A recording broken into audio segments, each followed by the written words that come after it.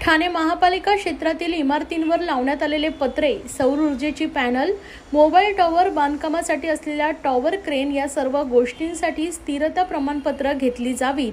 तसेच वाऱ्याचा किती वेग सहन करण्याची त्यांची क्षमता आहे याचीही माहिती तात्काळ घेण्यात यावी असे निर्देश महापालिका आयुक्त सौरभ राव यांनी दिले आहेत.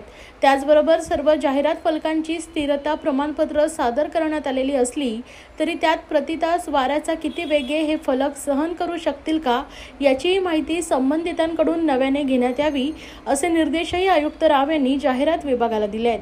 महापालिका क्षेत्रातील आकारमानापेक्षा जास्त असलेल्या 33 फलकांचे त्यांच्या मालकांनी अजूनही आकारमान कमी केलेलं नाही आहेत. यांची गंभीर दखल घेत आयुक्त राव यांनी घेतली असून हे फलक जास्तीचे मनुष्यबळ लावून काढावेत असं स्पष्ट निर्देश त्यांनी दिलेत.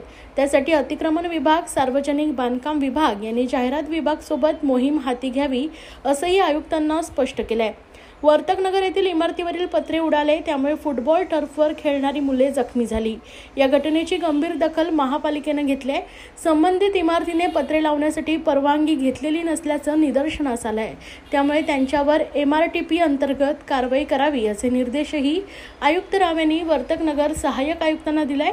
तर पावसाळी स्थिती आणि महापालिकेचे विविध विषय यांचा आढावा घेण्यासाठी सोमवारी संध्याकाळी महापालिका आयुक्त सौरभ राव यांनी नागरी संशोधन केंद्र माजीवाडा येथे सर्व वरिष्ठ अधिकारी, विभाग प्रमुख यांची बैठक घेतली.